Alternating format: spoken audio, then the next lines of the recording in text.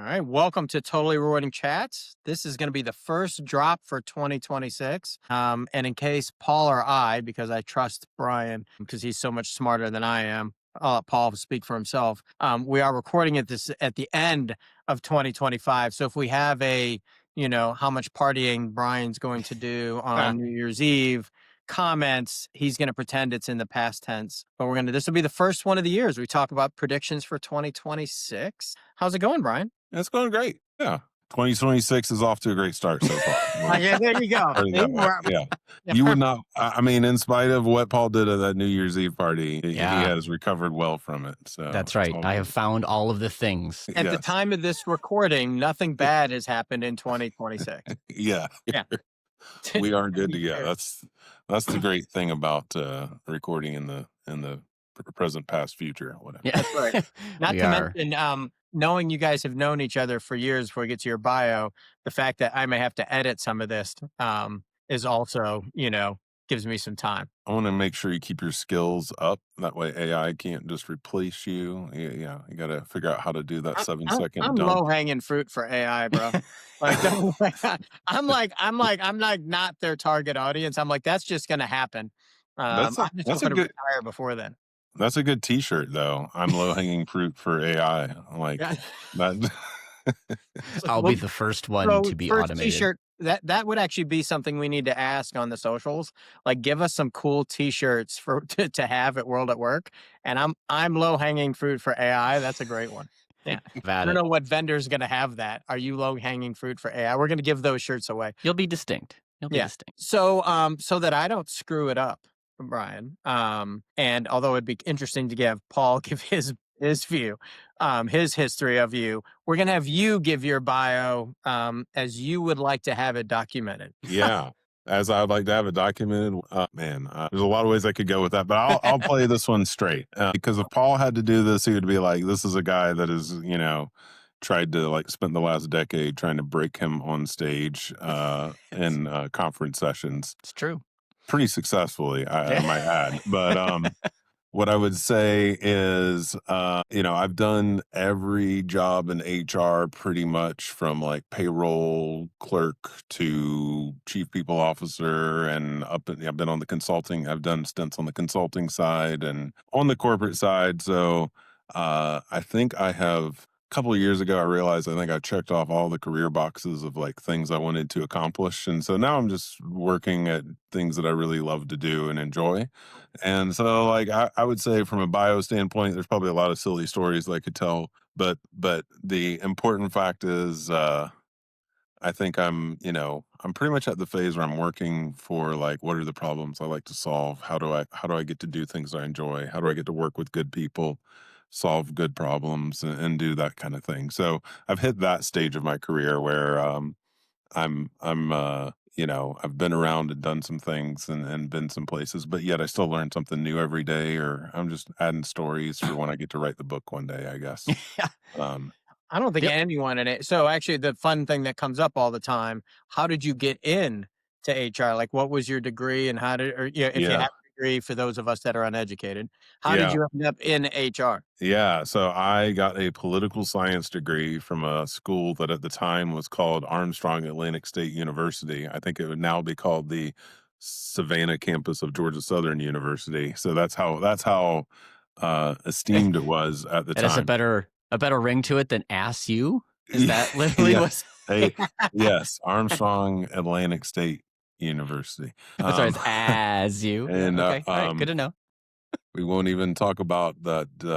They were the Pirates. I was gonna, just stop now and move on. We're just gonna keep.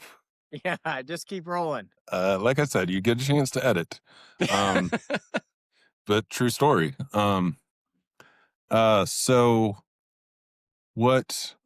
what I did was I graduated from school and had no idea what I was going to do with a political science degree and stumbled into some payroll job. And then I turned out I know how to use Excel and I started automating things. And the lovely people in the payroll department who had been there for 20 something years pretty much voted me off the island because I kept trying to automate everything. And so then I got promoted out of their team. And then they just like sort of threw me into HR, and I spent like 7 years trying to get out of HR. And then I was like, well, what if I just actually become really good at this? After, trying to, I was like, my dad was a chief financial officer. So he's like, when are you going to get an accounting or finance job? And it was always like, when are you going to get out of this? And I just kept trying to get out of it so much that I kept doing bigger and better things until I was like, well, it turns out like, what if I just lean into this? And somewhere along the line, I met Paul, and I've had a lot of, I've actually been very fortunate to have a lot of good mentors and people in my life that brought me along on different things.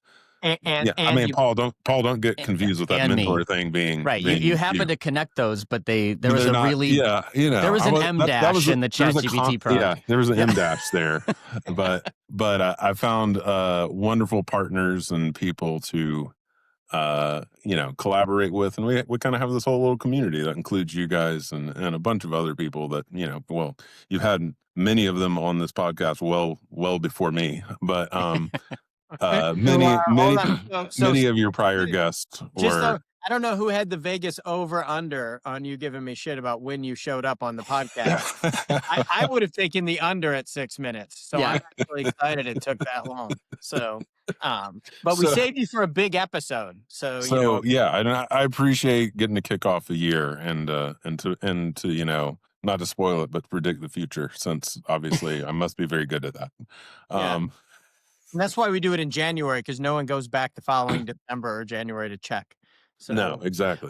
Although, since you mentioned Bryan, we've known each other for a while. You'll remember this. Not long ago, we looked back at a presentation we gave in the past, which was predicting the future. Like, it was a what's coming next. It was a whole conference about sort of future of work, and it was like, I actively don't make predictions. Like, there's too much uncertainty in the world. Let's respond to what we have. But we did. Yeah. We made predictions there, and it was actually kind of crazy how accurate you were about like what's likely to come, particularly on this sort of data AI front. Like, we were talking about that well before it became a thing, and Bryan in particular kind of knew what was coming. We did a pretty good job on that one. I will say, John. I mean, looking back at a deck from like 7 years ago, it was like, we were talking. I mean, nobody was talking about ChatGPT like it was, but we were talking about like LLM type stuff. Yeah.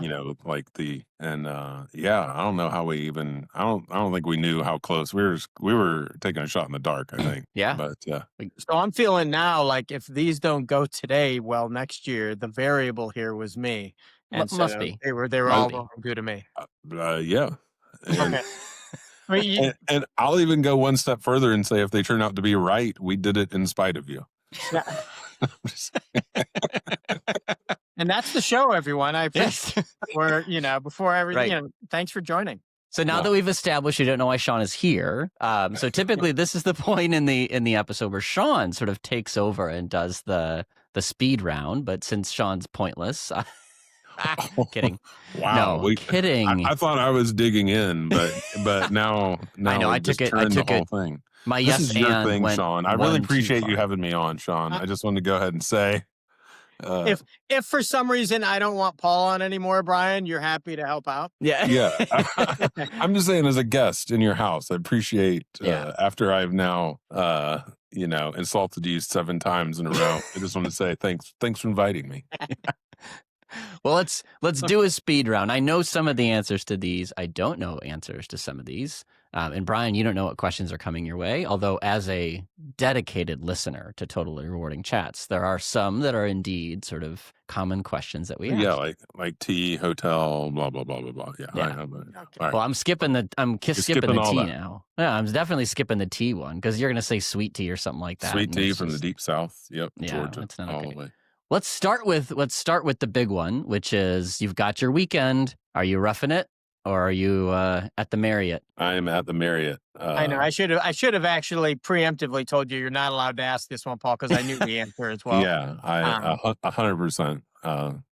Any one of the 30 some odd brands, but I'll be there for sure. That's right. Your preferred metric, and it must be for measurement purposes, not for jokes. Range penetration or comp ratio? Going to the consulting background, it depends. Uh-huh. Yeah. Listen, we need to get a buzzer. Actually, Actually, for that. episode, but episodes going forward, I may have to get some type of buzzer or some foghorn. type of buzzer for that. I actually don't love either. Tend to build a set. So that's where like my true answer is. Okay, I'll probably default to comp ratio for a lot of things if I'm looking for a quick measure. I tend to have my teams run full analysis of jobs and do like we tend to look at, regression analysis and residuals, and I tend to get more to predicted value and change that conversation a little bit. So it's a limit. Maybe it's a both, but actually neither. So much for Jeez. speed in the speed Yeah, round. I Yeah, know. geez. It gives me. That's the southern He sweet took tea. that full nerd in a hurry. Yeah. I think you're sort of a time zoneless person, but are you more a morning person or a night owl? It depends, but no. Jeez, 2 in a row. I have become more of a morning. I'm a more of a morning person the older I get, and less of a night person. Yeah, every year that goes by, I can't sit through. I can't start a movie at 8 o'clock and stay awake anymore. So I'm officially middle aged. Yeah, that's a sign, man. Here we go. Here's a wild card one. We've not asked this before, and it might take you a minute to think it through. Identify a musician, an actor, or some pop culture person that sort of reflects the way that you think you are professionally, right? So think about what's your professional brand and what's like a celebrity or a musician that encapsulates sort of that vibe. That's not a speed question, but I wanted to give you a hard one. No, that's because you're special. I mean, while you're thinking on that, Brian, I'll buy you a second. I don't know that Paul likes you because that's like the hardest question anyone's ever asked in speed round. right. Yeah. He tries to break me on stage, so I have to sort of make it clear that he doesn't always have an immediate brilliant response. Like he might actually think periodically. So the first place I go, and this is an answer when people say like if you could have a celebrity play you or whatever, that kind of thing. So I have, and this is not as popular as when I first like thought of this answer, but I still try to find a better one. Is I think about kind of before it was popular, not to maybe not be popular on this person, but I always think of Chris Pratt, but when it was fat Chris Pratt, like on Parks and Recreation, not when he was not like Jurassic Park or in that, but like Andy Dwyer, Parks and Recreation. But by the end of 2026, will you be Jurassic Chris? Yeah, well, we could be like the Zero Dark 30 or whatever. Yeah. So you've one got of those like there's that. So there's that. But as far as like a character, that one's even. There's probably I don't know. There's probably somewhere between like Ron Swanson on Parks and Rec and like Jim in The Office is probably somewhere between where my vibe probably. Yeah, I was gonna give you a hint, which is like pick an Office character, and I think there is a little bit of Jim vibe. Not the sales part, but the rational dry humor in the room. Right. There's like that dry humor, but then probably like a curmudgeonly, like a Ron Swan, like kind of a her. But yeah, there's probably somewhere between those two. Yeah. On that spectrum. There you go. Good. Now back to speed. Crunchy or creamy peanut butter? Creamy. Yeah. That was a quick answer. We don't get a lot of crunchy on this. It's just not popular. No. That's yeah. It's all right. I feel like crunchy and creamy peanut butter is kind of like mayonnaise. Like you're either for it or against it. Like that. There are very few people. There have been a couple people who've answered like it depends on the situation, but for the most part, the answer comes almost instantly and can be very divisive with some people. They're like, "Why would they buy that?" Yeah, totally. All right. Well, should we jump in then, Sean, to the bold part of the show? Yeah. So like we're gonna try to prognosticate, hopefully with some semblance of accuracy, as you guys did before, on some predictions for 2026. And so we'll just start, Brian. We'll give you the easy one. It's easy to go first. We try. One industry prediction to start. You can pick your order. I think what we want to tackle is an industry prediction, something you think, that will happen, something that you won't, that might not happen, that everyone's thinking about. And then maybe a company to watch. I'll let you pick your lane where you want to start. All right. So, something that will happen is I do think All right. Well, actually, can I modify the company to watch thing, and can I talk about a feature that I think will come? So There you I go. because you guys are out in the marketplace. I'm just like a practitioner, just doing the work. You guys, I have to read your post to figure out what's happening in the industry. Yeah. But Brian, we don't expect you to follow instructions. Like, it's okay. Like, here's the feature that I think here's what I think will be in the tech front that will be interesting in HR, and I think whoever does this best will like stand out this year, which is the feature that helps people talk about, like, in our business, particularly about like pay or equity or transparent, or, the thing that helps people talk about that. So the things that helps managers say, this is how we decided your pay. This is how, the thing that helps answer questions. So whether that's training for the managers or whether that is help, like the thing that helps sort of feed the bot that answers the question as you put your HR bots out there and do those things. I think that space to help bridge the gap between kind of this murky, I think technology is actually going to be the way to add consistency, because in a mm, lot of companies you've got thousands of managers. Like, it's very hard. I've worked in companies where we've had 60,000 people managers. I work in a company now where we have 1,100 people managers that I'm responsible for. Trying to get all of those people to talk about your company's pay philosophy the same way, or to explain how a bonus plan works or how to do that, yeah. it's like herding cats, right? So I think whoever can bring about the thing that allows you to sort of say, to answer questions for people, sort of in that chat GPT, whatever the, Copilot, whatever it is, I think whatever that solution in like a tool is will actually be probably like a winning solution. That Mm. will be a game changer, I think. Google Translate from HR comp nerd to human, right? Yeah, Yeah. there you Um, go. basically, Yeah. I think uh, it's a soapbox I've got on, and but interestingly, Brian, I've never basically spoken about it as a feature. I've basically said you need to communicate as normal humans, and jokingly, I've said get the marketing team involved, because on one side, their whole job is to now boil things down and make it that everyone can understand it in 15 seconds. And then jokingly, I've said if marketing can understand it, anyone can in your company, Right. because they're not familiar with this. Yeah. But to put that in feature mode, to be able to have it so that you can scale it out and consistently do it in different places Yeah. would be a super cool feature. Well, and it follows what one of my sort of this will happen predictions would be, right? So there's a certain, this is not a bold prediction, right? Everybody knows the EU pay transparency directive goes into effect this year. My my prediction is everyone's going to realize that's less about the pay equality stuff. Like, that's math. That's pretty easy. It's the right to information, and the way you need to now explain things is actually the game changer. And it'll take time for that, for people to have that, oh my gosh moment. I just had 500 employees ask questions. Who answers them? How do they answer them? Right. So I think you're right, Brian, that like being able to tech enable that discussion or that inquiry, if I could just broaden it, right?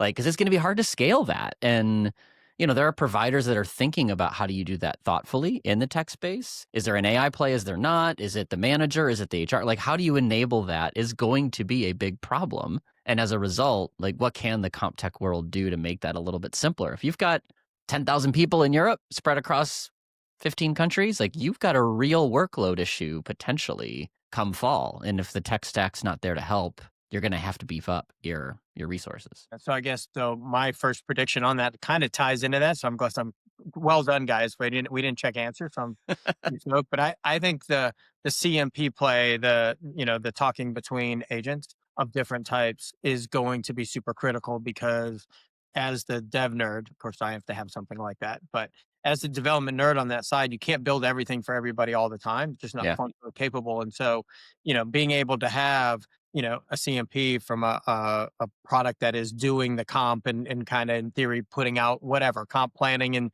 you know to reward statements, all that stuff. But then where do you link to for somebody that actually has this translation engine across multiple languages and whatever? We're not going to build it. We're going to talk back and forth, with another tool and have that going. And so I think specificity is going to be a big thing this year, where people really start to have, what do I outsource? What do I need to be good at? Because while AI makes things easier and LLMs, it also makes it harder to do. So that's I think you're going to end up with this kind of weird networks in the back office of Mm. stuff. Where you just have like, tons of way more partners than you used to have because you used to do it all yourself. Yeah. Um, I would say we're going down that journey right now, and it's an interesting thing because like you have one bot that's really good at talking about benefits, but then you but got to here's like the thing, link like that into Mm. I something else. I want your opinion because I just having this conversation with someone the other day.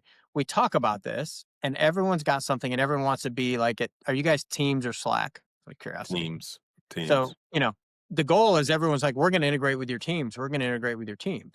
Okay, how's teams knowing which thing to do? And so when you go and ask, like, how am I paid compared to everybody else? That's a legit question. Where's that going? And that, like, for me, that's the complexity of this year that's coming in the back office of teams. So somebody in your department, and at your company, Brian, as an end user, is like, what the heck? Because HR has 15 different tools that wants to be set in teams. And that's before we talk about our day job, all our other stuff and everything else. And it's like, how do you actually traffic that? And will teams be able to keep up?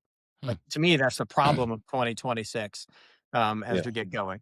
Yeah. Which to me, the oversimplified answer is you have kind of like your HR, your Ask HR Anything bot, and then have that sort of triage out. But as we're working through it, it's not it's not just like, oh, this bot knows to ask this. Because if somebody says, I need a day off work because my car insurance is there, is that an insurance question that goes to the benefits bot, or is that an automobile reimbursement policy thing? Is that an expense question, or is it a PTO like payroll question? Like which one of those? Like, what if your issue touches 3 different groups? Like, you can't just necessarily route it that way. So Yeah. And so maybe the answers have to go back out and the teams has to concatenate it. And I want yeah, credit actually because I use most people. I don't think I know any words over 3 syllables. So I'm yeah, gonna concatenate, you man. have in there. It's Yeah. actually 4 syllables. I know, That's Okay. that. yeah, I know. Big day for me. Well, I'll start the year off right, Paul. Now I'm checked off Four, preemptively 4 4 syllable syllable words word. for the year. Um, And I mean, it's no heteroscedasticity, but it is. Ooh, yeah. You just like to say that, like, It's my favorite. There's yeah. so many people know it's my favorite big word. I don't know. We're gonna have to put that somewhere in the You don't snippet. have to block that one. It's clean. It's Yeah. just Okay. I like the fact that you right away, you've known me long enough, Brian, to know that there is no chance in hell that I knew what that word was. no, it's fine. That I was going to be Googling that, after anyway, and you're like, just giving me a heads up. I'll text you how to spell it for after. Okay. That's good. I need help with that, mostly in picture I'll form. send you a Wikipedia link. It's Right, very and- easy to you'll understand it when we show you the scatter chart. It's great. Brian's iPhone is the only one in the world that auto corrects to heteroskedasticity when you start. yeah. Like, there's no, everybody else is like, you don't mean to say that. Trust me. Like, Yeah. that's not the word you're looking for. Yeah, that's not what you're looking for. Do you have a thing that you think has been hyped that isn't going to happen? So I was kind of thinking about that, and Paul, of course, already stole my answer because we have known each other for so long, and I was taking it a different way. But I'm gonna stick with this one and drill in a little bit further. I do think with the EU pay transparency thing, I think with pay transparency in the US, the thing that's gonna walk. So there's really two. I think we're gonna see it walk back from like the social justice thing, which I think Paul was kind of, it's not going to be about like equality between, it's not going to be this we are the world, like we're going to set equality between men and women or a racial or ethnic group or something like that. I think that element of it is, whether it's the political nature of things or just kind of like society. I think when the rubber hits the road, I think the part that people have been trying to address for like the better part of the last decade that like was maybe the root cause of it. I think we're going to see that step back to this very practical, like, hey, what about me? And now each person's going to be a consumer and is not going to be this like, hey, we're trying to make sure that we're not discriminating against one group. It's going to be people are using whatever information they have to leverage and change the conversation and doing that. So I do think that it's going to be a step back from maybe some of the more noble goals and maybe a step forward into like a different relationship between employers there. Yeah. So that was my thing that I think, we might not see as much equality come out because I think there'll be games that people play on the equality front. And then I think there'll be a lot of stuff that happens there. I was speaking with Alexander, who's a co-founder of PayGap, which is a Nordic-based sort of pay transparency platform, and his his prediction, I would say, and I'm going to put words in his mouth. Sorry, Alexander, I misquote you, but it's, the emphasis is moving the enforcement of pay equity to the person, not to the organization, right? So we've all had equal pay laws forever, right? It's just impossible to enforce them. So by this transparency dimension of, I have to show you everything, like it's going to police differently, right? So I think his perspective, or at least what I took from it, is we might still get to the noble goal. That is the objective of some of this regulation. It's just how you're getting there is, we're like, if we have to show everybody and you've got to explain it to every employee who asks, you're going to get your act together. Like, so it's the different tact, but I think the pressure is not going to be felt as we want to pay everyone equally. It's going to be, I need to figure out how to explain this, right? So the tone in the conversation is going to be less about, I think what we heard, a decade ago from the Salesforces of the world that wanted to pay equally because it was the right thing to do. And it's going to be more about, we have to operate differently, because workers expect it, and or because a jurisdiction has told us we have to. It's one of the two, right? So it's flipping the logic a lot, and it's going to feel very different in the next couple of years. Yeah, it's funny. It's for those, our tens of listeners, that are there. We didn't compare answers, and mine is pay equity won't happen in 2026. And I think for the reasons that you mentioned, it's there. But I also always come back to just the practicality of there's one way to fix pay equity, and the economy is not dictating a lot of extra free cash out there to solve the problem. Yeah. And the businesses, while pay equity is happening and while things are going well, you could think about solving it, but they still have to be profitable. They still have other issues to tackle, et cetera. Yeah. And I think pay equity will just take a period of time. I actually think a lot of people give Switzerland shit for their whole 3 years to fix it. I actually don't think that's super long if you look at turnover and everything else, because I think the way that people are going to handle pay equity is, you know, there's going to be people who find out and they're going to leave, and I might pay one or two people, but like it's going to just take time, and it's going to force quality decisions on people onboarding, which is Yeah. where all the problems are. And that's just going to take time to be done. Yeah. So I think, to me, pay equity just, everyone's like, June's coming, and there was gonna be a magic wand, and, a pot of gold was gonna drop off, off the rainbow from a unicorn, and it was all gonna be solved. And I think people have their plan in place and understand, and I actually think the right to information, probably for some small departments, in my mind, is going to preempt people actually solving the problem, because you have to be ready for Yeah. like everybody coming in for their own personal report that I have to Totally. get within 14, like, and answer the questions and whatever. You're like, I don't Yeah. have, like, that's who's not going, right? The people over 50 maybe, but like, at least half the company's gonna be like, why am I over here? Like, that's not cool. Yeah, Uh, totally. I yeah. think that's fair. I think the noise level is going to be huge on sort of Article 7 related things, that as a result, people are going to take their eye off the ball just to figure out how to do this.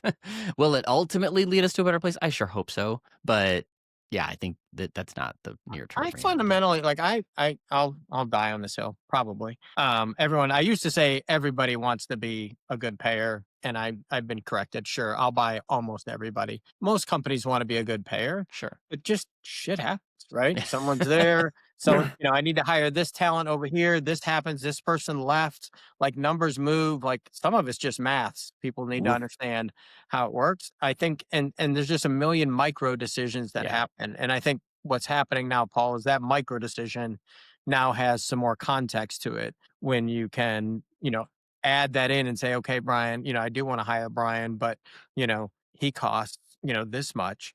And this is the problem it's going to have Yeah. on it. I also worry economically that pay equity slows hiring a lot, Hmm. because if I want to upskill and I want to bring in Brian, and Brian, rightfully so, should be paid a lot of money, right?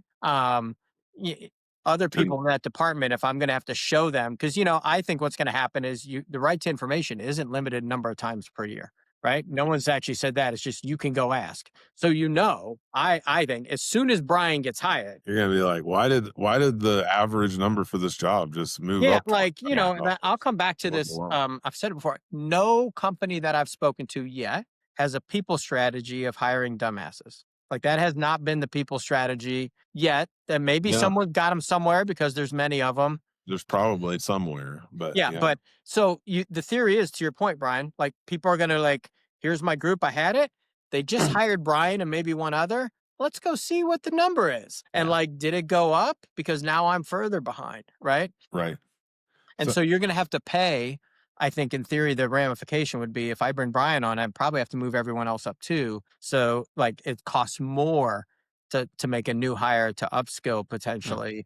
And that just slows hiring because just the decision making alone and inside a company, I think. Yeah. So, in my moving around practitioner world, the last couple of years, I've focused a lot of the pay equity solutioning in companies I've been at on making the right decision at the point of offer. Like how do we explain this at the point of offer, even to ourselves? Not necessarily saying like if everybody comes walking in, but if I've got 99 people in this job, I'm hiring in the 100th person. How do I make sure that that 100th person sort of fits into that Yeah. regression story as well as possible, right? So I built tools. We've done that. Some of our other friends that have already been on the podcast, they're building the tools and doing those things too, right? What I would say is, as you put the regulatory part on that, if I can segue this into another prediction I have, is it's going to get much tougher for the people that are trying to break into things or that are like below average, right? Because part of the pay equity discussion right now, if you talk to managers, one of the if you got 20 people on your team, it's very hard to tell 9 or 10 of them that they're below average for the team. Nobody wants to go out and say, hey, guess what? You guys are below average. You guys are above average. We tend to go, hey, you're all meets expectations, or you're all a 3 out of 5, or you're all a 5 out of 5, or we tend to do a lot of that. When you get into now, I've got to justify it. I've got to put factors behind it. I got to look at somebody on the team and go, hey, you're the 33rd percentile. Like, sorry, 2/3 of the people here are better than you. Whether I say that in those words or whether I de facto express it, I'm essentially defending that, or I'm pushing everybody together and just saying performance doesn't matter, or I'm putting it into a bonus, or I'm doing more short term things. So what I think that combine that with AI is, why do I want to take chances on a lower paid person that's maybe aspiring to jump into that job, or somebody that's a risk? Like, I think it's going to put a bigger gap between, like, hey, I'm going to hire Sean because he's got a lot of experience and he knows this and he's a proven quantity and he's got a podcast and everybody knows who he is, versus I'm going to take a chance on this like new analyst who may or may not work out. But then if that analyst realizes that they're 20% behind everybody else because I took a chance on them, I'm not going to move them up. So you combine that with the AI world that can do a lot of easy tasks. I guess I worry for like, I think every one of us when we were like 22, 23, trying to break into the professional workforce was like, how do you get experience without having experience? I think that thing is going to get exponentially harder.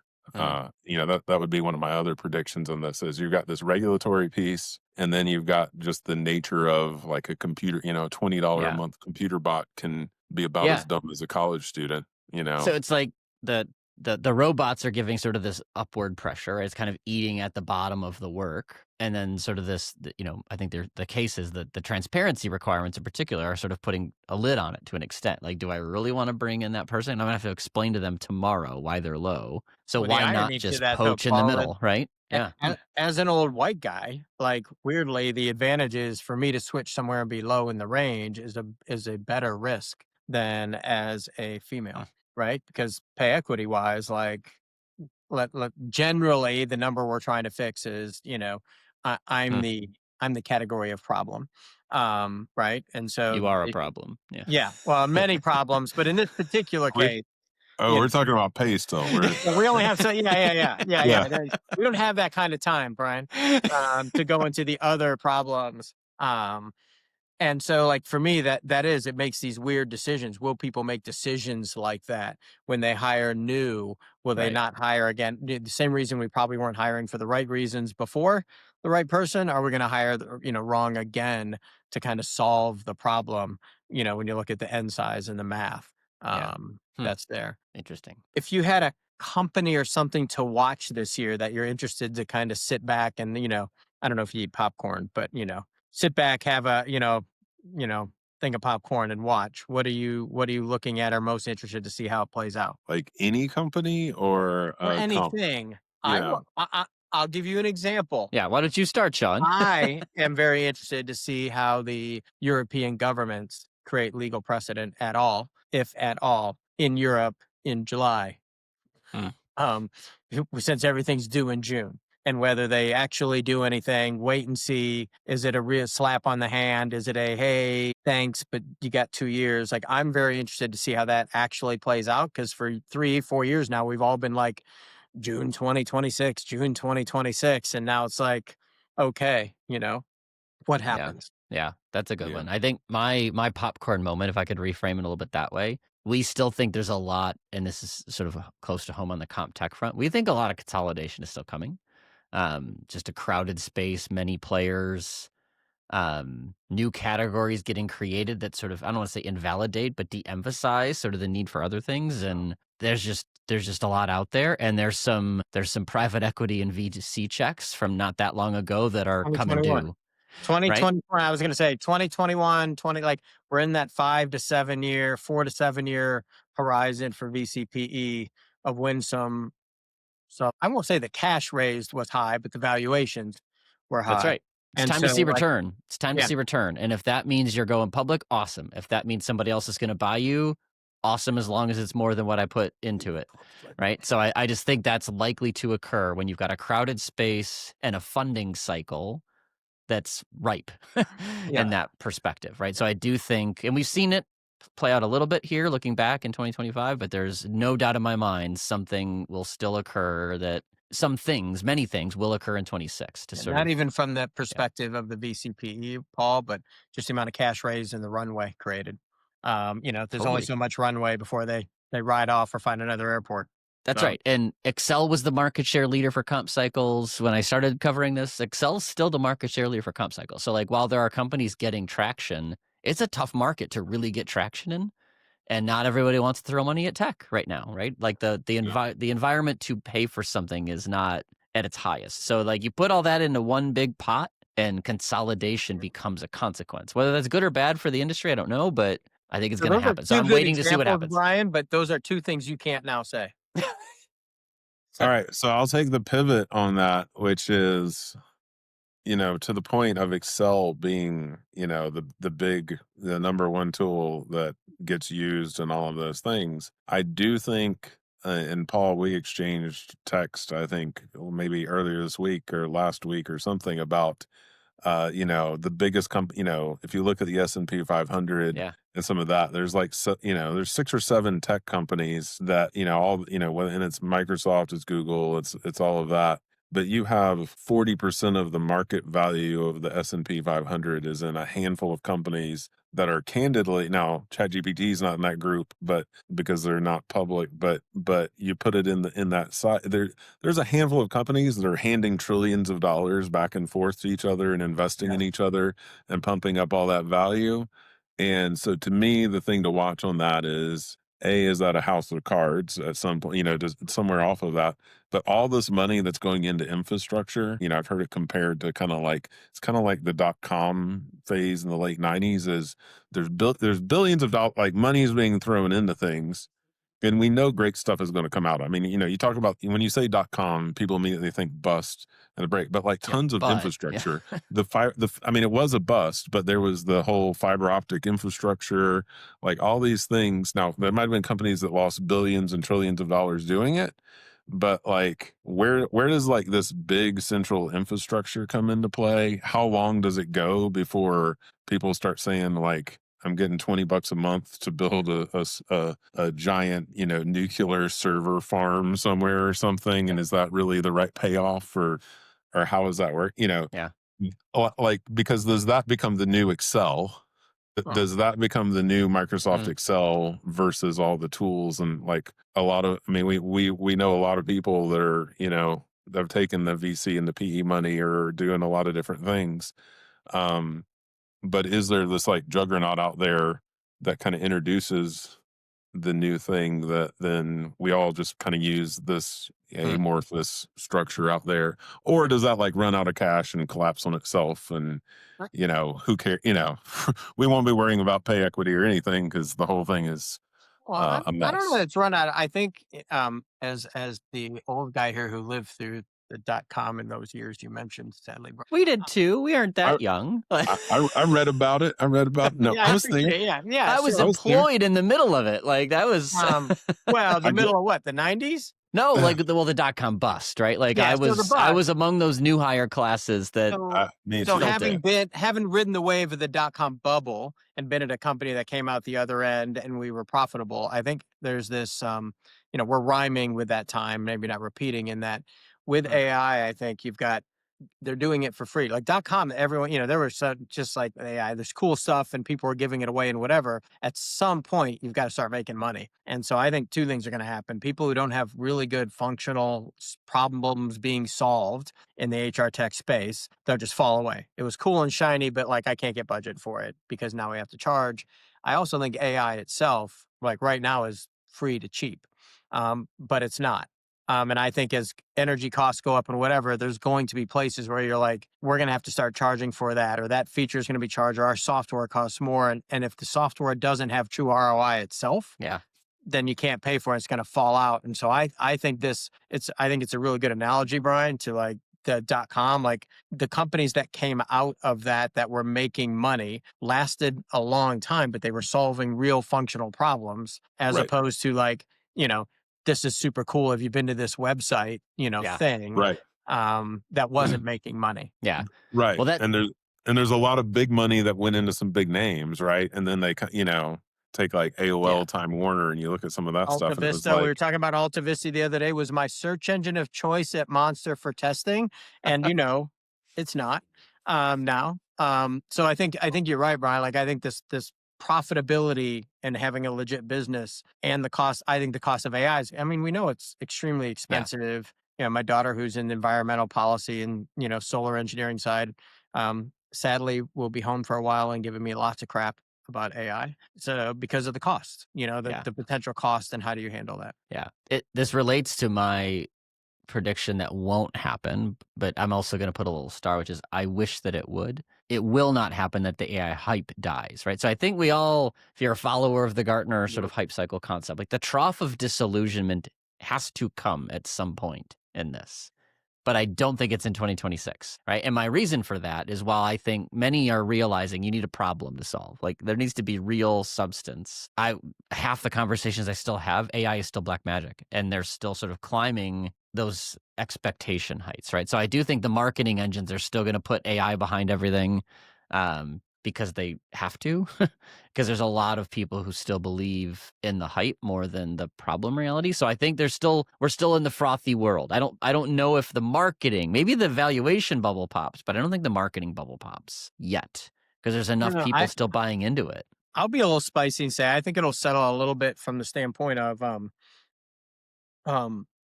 everyone's got it. And it's kind of like, to me, it's going to become customer service. Like you don't ever get a bid and anyone says we have shitty customer service.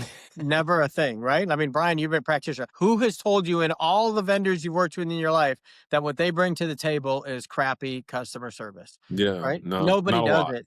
And I think it's going to be, you assume that everyone's going to tell you their AI works and whatever, and you're going to go to features. So I think I don't disagree completely, Paul, that is probably, but I think vendors are going to start to be like, everyone says you got it.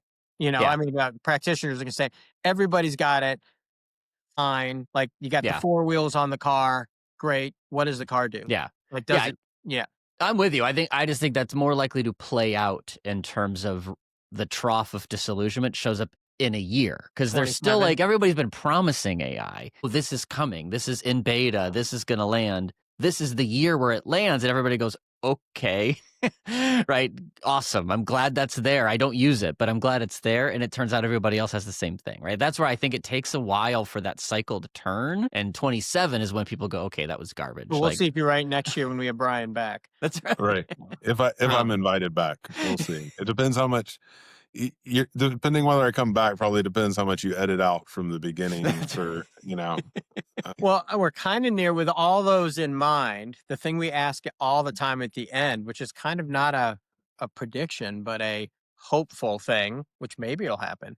If you could solve, especially with your experience, any one thing in HR, like any one problem in HR automagically, what would it be? Think, and this is something, if I blend it into a little bit of a prediction, and I think it's going to take more than this year, so that's why it's an aspiration of one thing that could solve. I think if we can take the technology to make our HR functions better business people, right? So that we're actually solving sort of the human capital problems as opposed to like maybe just like if I think about like, so much so much of the time HR practitioners get bogged down in like employee relations and Mm. dealing with like the outcome of bad things as opposed to proactively dealing with like strategy and developing people, like there's a lot of good aspirational stuff in HR, and so Yeah. whether it is pay equity or developing people or talent pipelines or career paths or doing those types of things, I would hope that if we can get some savings by automating some of the less fun work, that we could actually achieve some of those things that are on our list. How Yeah. about that? Yeah, I mean, I've said before, I don't know where you find the time because, there's a good reason I don't want to be a practitioner, Brian. I've stated several times that job just looks like it sucks and it's super busy and thankless. So just, anyone who wants to be one, don't come to me looking for support.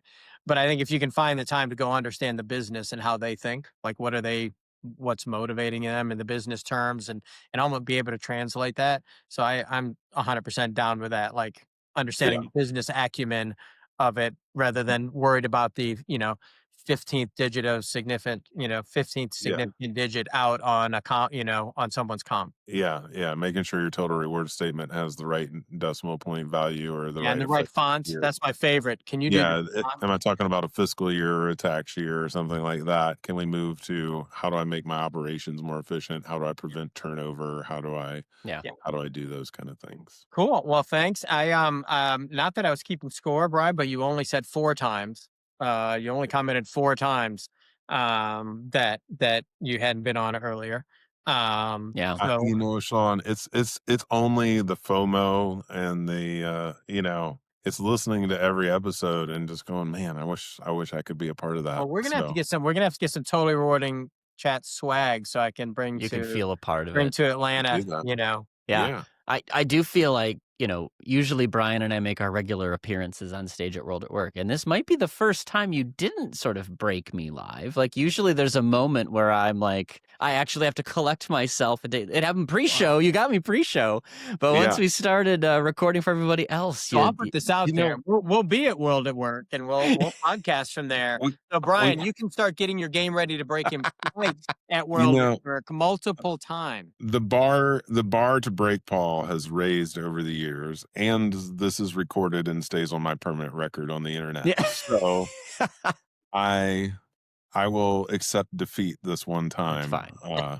One But time. That but means I'm really in for it next time. live audience, we will That's true. I And mean, our world at work session is being mixed with alcohol, so I'm really at risk. yeah, I don't I'm really at risk in San look, That's man. Antonio. burning actually. I think the one I've got is margaritas, and we've got kind of a theme going between us. Yeah, I was So literally during happy hour, so like Brian Yeah. might be on the edge, and the audience will be sauced and not listening carefully. So I mean, I'm in I trouble. do think we did. I mean, I think somewhere in there we were talking about college mascots or something, and I did skip right over some of the easy answers. So, Yeah, nah.